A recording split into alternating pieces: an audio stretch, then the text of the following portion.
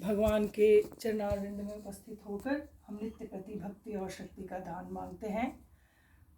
भगवान की असीम कृपा होती है जब हमें सत्संग मिलता है और संतों का संग मिलता है। सत्संग तो मिलता ही है, पर संतों का संग आपने अभी सुना, प्रथम भगति संतन का संग। और दीदी जैसे कह रहे थे कलयुग मतलब युग प्रभाव है, तो हमारी आधी जनता तो क्योंकि ये महानवरात्रि है, गरबा खेलने गई है, डांडिया खेलने गई है, तो भी एनीवे हम अपनी तरफ से भगवती की उपासना के अलग अलग जो सोर्सेज हैं, कभी मंत्र से, कभी यंत्र से, कभी तंत्र से, कभी नाच कर, कभी गा कर, कभी भजन सुनाकर, कभी वाद्य बजाकर उसकी उपासना करते हैं। जैसा कि हम हर बार यही डिस्कस करते हैं ना कि उसी की दी हुई एनर्जी को, ऊर्जा को हम उसी के कार्य में लगाते हैं तो वो योग हो जाता है। उसकी दी हुई ऊर्जा को हम व्यर्थ कर देते हैं तो उससे रोग हो जाता है। और उसी की दी हुई ऊर्जा को हम अपने अहंकार से प्रयोग करते हैं तो भोग हो जाता है उसी की। आपने किसी ने क्रिएट नहीं की। आप जब थक कर अपनी एनर्जी यूज करके अच्छी तरह सो जाते हो तो आपको कौन ऊर्जा देता है?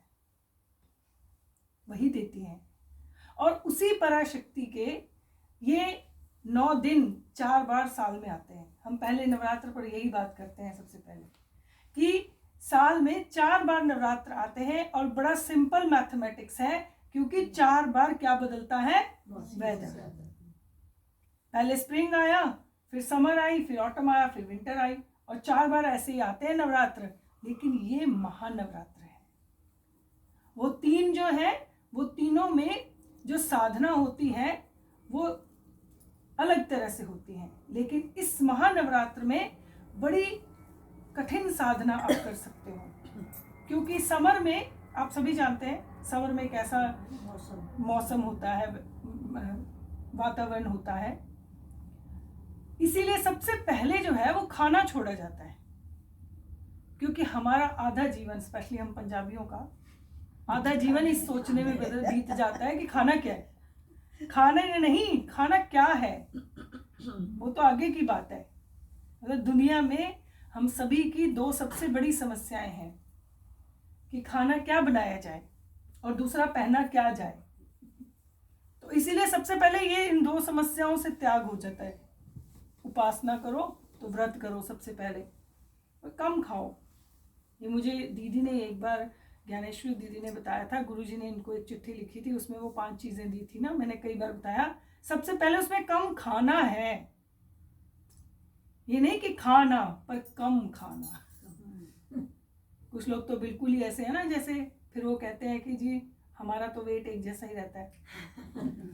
खाना भी तामसिक विद्या है, कम खाना, जिसका मतलब भगवान कृष्ण ने भी भगवद गीता में कहा, युक्ता आहार विहार से युक्त स्वप्नावबोध से।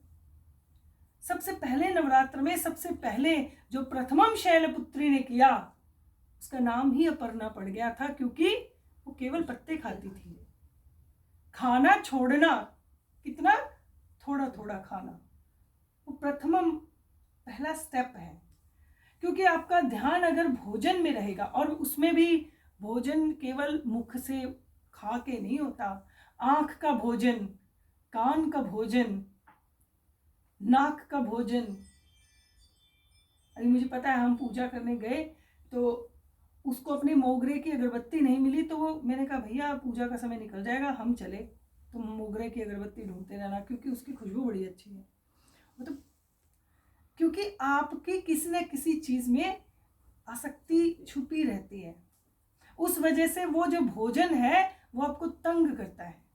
कभी आंख की, कभी कान की, कभी नाक की, कभी जीभ की, कभी स्पर्श की। तो ये आपको जब तंग करती है तो आपकी ऊर्जा बड़ी व्यर्थ जाती है। हम हर बार नवरात्र में एक ही बात करते हैं, भगवती को लोग कहते हैं जागृत हो जाती है 9 दिन के लिए। भगवती जागृत ही है, आपने ही अपनी अंदर की जागृत करनी है बस। वो तो हमेशा से जागृत है, वो तो स्वयं में पराशक्ति है, आदि शक्ति है। तो इन 9 दिनों में हम सब मिलकर ऐसी चर्चा करें, आपस में विचार करें। संतों का संग मिला है, आपका सौभाग्य है। एक ही मिलना मुश्किल है आजकल के ज़माने में। By one get one free. कितनी सेल लगी है आज टेस्को कॉस्को के बाहर, इतना ट्रैफिक हुआ है, क्यों? वहाँ बहुत कुछ by one get one free हो रहा है। आपको तो वैसे ही मिला है। तो आपको आना चाहिए, लोगों को भी बताना चाहिए कि भाई चलो। भजन तो देखो हमारे यहाँ प्रथा गुरुदेव ने और दीदी ने शुरू से ही ऐसी बनाई कि भजन तो हम घर में भी बैठे बैठे गा सकते हैं, पर सत्संग नहीं मिलेगा।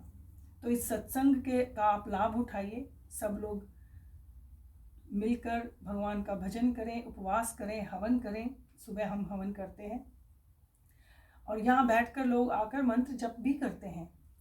अब वो लोग, बहुत से लोग इधर उधर दूर चले गए हैं, इधर किसी का घर कहीं है, किसी का नहीं, तो बहुत सारे लोग आकर जप करते थे माँ का नवान मंत्र यहाँ बैठकर।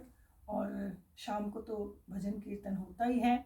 आप सब लोग आइए और सत्संग का लाभ उठाइए। आपको एक बहुत बड़ा सौभाग्य प्राप्त हुआ है। हरिओम। चलो जी।